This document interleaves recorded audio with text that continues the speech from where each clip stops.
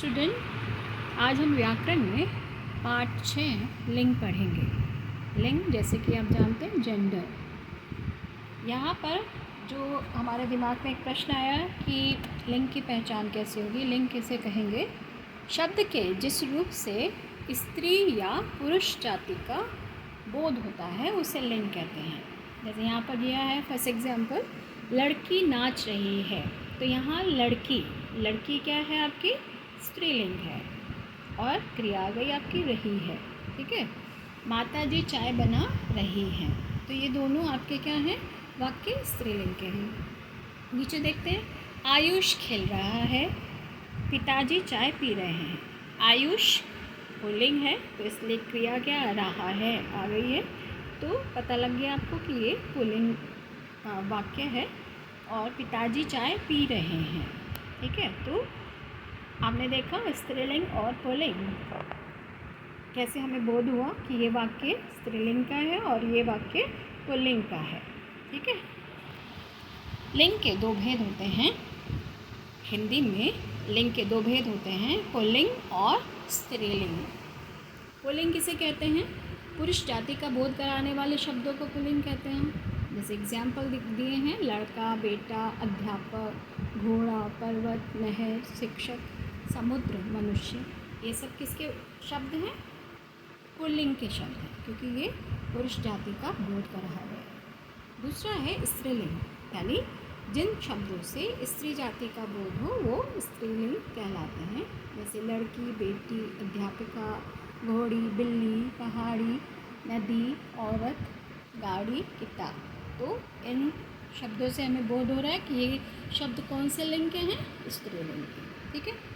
लिंग की पहचान, जब आप लिंग की पहचान करोगे कि कैसे कौन सा स्त्रीलिंग है कौन सा पुल्लिंग है। जो प्राणीवाचक शब्दों का लिंग निर्धारण सरलता से हम कर लेते हैं अर्थ के आधार पर, लेकिन जो प्राणीवाचक कहते हैं लिविंग थिंग्स और अप्राणीवाचक नॉन लिविंग थिंग। लेकिन जब हम अप्राणीवाचक शब्दों के लिंग निर्धारण में थोड़ी सी कठिनाई आती है, क्योंकि इनके लिंग निर्धारण हेतु व्याकरण के नियमों का सहारा लेना पड़ता है। ठीक है, तो कैसे हम पहचान करेंगे। सबसे हम पुल्लिंग की पहचान करने के लिए नीचे दिया गया है कि कैसे निम्नलिखित प्रकार के शब्द प्राय पुल्लिंग होते हैं। जैसे देश के नाम, पर्वतों के नाम, फलों के नाम, वृक्षों के नाम, अनाजों के नाम, ग्रहों के नाम, दिनों के नाम, महीनों के नाम, समुद्रों के नाम और कुछ धातुओं के नाम, रत्नों के नाम, द्रव्य पदार्थों के नाम, शरीर के अंगों के नाम, वर्णमाला के अक्षर, अकारांत शब्द और आकारांत शब्द। ठीक है।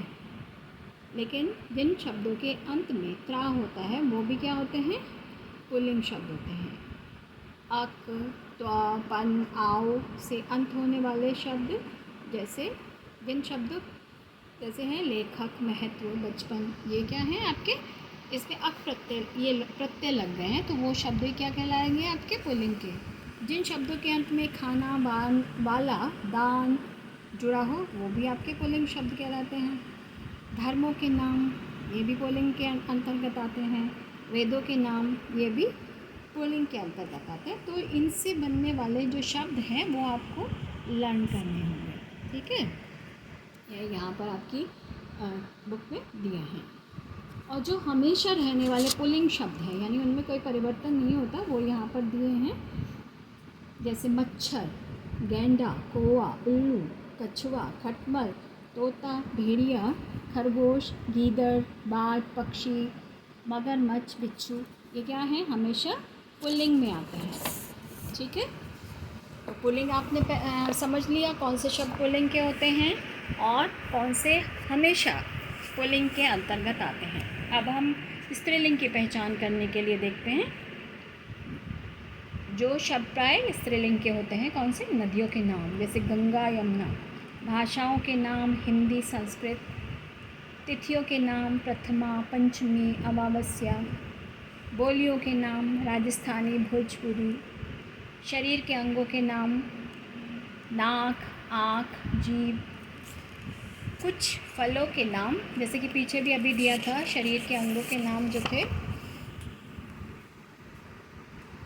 हाथ, पैर, कान। यहाँ पर आपको ध्यान देना है कि कौन से आपके पुल्लिंग के अंतर्गत आते हैं और कौन से आपके स्त्रीलिंग के अंतर्गत आते हैं। ठीक है, ये लर्न करना होगा। कुछ फलों के नाम, लीची, मौसमी, बेर, इमली।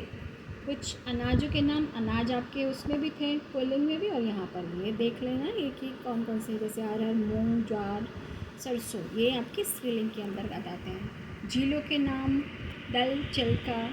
आभूषणों के नाम, यानी जो भी आपके ऑर्नामेंट्स होते हैं, अंगूठी, चूड़ी, बिंदी, बाली। कुछ वस्त्रों के नाम, चुनरी, पगड़ी, साड़ी, कमीज़, धोती। और मसालों के नाम, इलायची, हल्दी, धनिया, सौंफ। ये क्या हैं आपके स्त्रीलिंग, जो हमेशा प्राय स्त्रीलिंग के अंतर्गत आते हैं। कुछ शब्द ऐसे हैं जिनमें कि जो प्रत्यय लगाया जाता है तो वो स्त्रीलिंग में हो जाते हैं, जैसे आहट, आवट, इया, ता, आई, ई, री।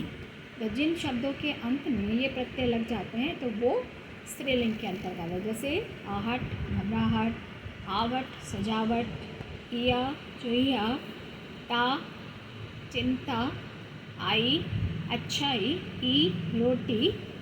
इकारांत यानी छोटी से अंत जिनका हो रहा है, भक्ति, शक्ति, हानि, अग्नि, ये हैं। अकारांत, दया, हवा, कृपा, सजा। उकारांत, रेणु, धेनु, आयु। ऋतु के नाम, वर्षा, ग्रीष्म, शरद, शिशिर। त्योहारों के नाम, होली, दीपावली, रामनवमी, राखी आदि। तो ये सब क्या था आपके स्त्रीलिंग कि कैसे आप पहचानेंगे। और कुछ ऐसे शब्द हैं जो सदा स्त्रीलिंग में प्रयोग होते हैं, जैसे मछली, चील, मकड़ी, मक्खी, भेड़, गिलहरी, कोयल, बुलबुल, छिपकली, मैना, तितली, लोमड़ी, दीमक। ये हमेशा आपके सदा स्त्रीलिंग के अंतर्गत आते हैं। ठीक है, कुछ स्मरणीय बिंदु हैं जो आपको हमेशा लर्न करने, जो स्त्रीलिंग और पुल्लिंग दोनों में समान आते हैं, जैसे आपके प्रधानमंत्री, मुख्यमंत्री, उपराष्ट्रपति, डॉक्टर, प्रबंधक, सभापति, पत्रकार। ये दोनों के लिए सेम शब्दों का प्रयोग किया जाता है। लिंग परिवर्तन कैसे करेंगे? पुल्लिंग शब्द से स्त्रीलिंग तथा स्त्रीलिंग शब्द से पुल्लिंग बनाने के क्रिया को लिंग परिवर्तन कहते हैं। स्त्रीलिंग से पुल्लिंग से स्त्रीलिंग बनाना, पुल्लिंग शब्द से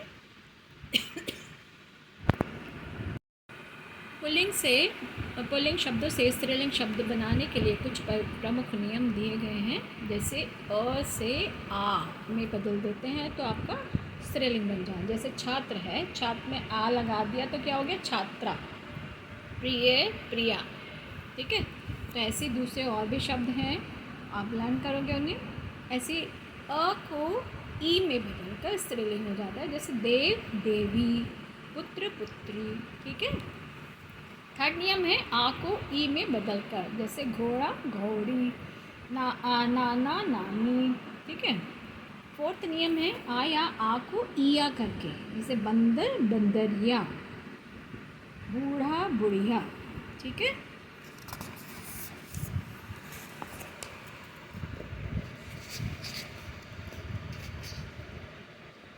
अक को इका करके, यानी जैसे बालक है, बालक में का जुड़ गया, इका। बालिका, सेवक, सेविका। ठीक है, अंत में इन लगाना, जैसे नाग, नागिन, स्त्रीलिंग हो गया, इन लगा दिया, धोबी, धोबिन। सेवन है अंत में आनी जोड़कर, जैसे सेठ, सेठानी, देवर, देवरानी। वान को वती करके स्त्रीलिंग में बता देते हैं, रूपवान, रूपवती, बलवान, बलवती। ठीक है, मान को मती करके, जैसे श्रीमान, श्रीमती, आयुष्मान, आयुष्मती। अंत में नी जोड़कर, जैसे मोर, मोरनी। मोर क्या है? आपका पुल्लिंग शब्द है और मोरनी स्त्रीलिंग। अंत में आइन जोड़कर, चौधरी, चौधराइन, लाला, ललाइन। ठीक है, इजी है, आपको समझ आ रहा होगा।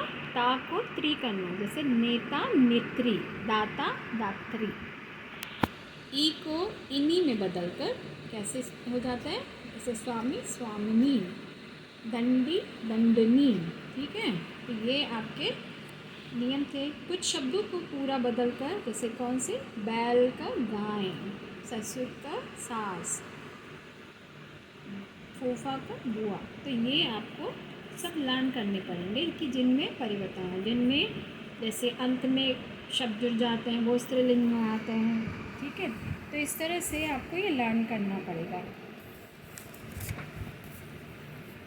आपने समझा ये सब कि कैसे इनमें नियम लगा और वो पुल्लिंग से स्त्रीलिंग हो गए। ठीक है, आप क्वेश्चन आंसर्स कर लेते हैं। लिंग किसे कहते हैं, यहाँ पर दिया है आपका सार संक्षेप में। स्त्री या पुरुष जाति का बोध कराने वाले शब्दों को लिंग कहते हैं। ये सारे आंसर्स आपको, वैसे लिंग के कितने भेद होते हैं, लिंग के 2 भेद होते हैं, पुल्लिंग और स्त्रीलिंग। पुल्लिंग किसे कहते हैं, पुरुष जाति का बोध कराने वाले शब्दों को पुल्लिंग कहते हैं। स्त्रीलिंग किसे कहते हैं, स्त्री जाति का बोध कराने वाले शब्दों को स्त्रीलिंग कहते हैं। ये हमने आपको बताया था कि जो सदा रहने वाले पुल्लिंग और स्त्रीलिंग 5 शब्द आपको देना है। ये पेज 37 और 38 पर दे हुए हैं। इसमें से आप 5 आप कर दोगे पुल्लिंग। अब यहाँ पर ये स्त्रीलिंग है, कोई भी आपको 5 करना है। तो इस तरह से जो प्रश्न हैं वो आपको फेयर नोटबुक में करने हैं। आपकी दूसरी एक्सरसाइज है, पुरुष जाति का बोध कराने वाले पुल्लिंग होते हैं, स्त्री जाति का बोध कराने स्त्रीलिंग। वर्षा ऋतु में खुश होकर कौन नाचता है, मोर। परिचारिका शब्द का स्त्रीलिंग क्या होगा, परिचारिका। परिचारक का परिचारिका। वीर शब्द का वीरांगना। ठीक है, ये दोनों 3rd and 4th आपको होमवर्क है जो आप करोगे। इसी के साथ विराम लेते हैं, धन्यवाद।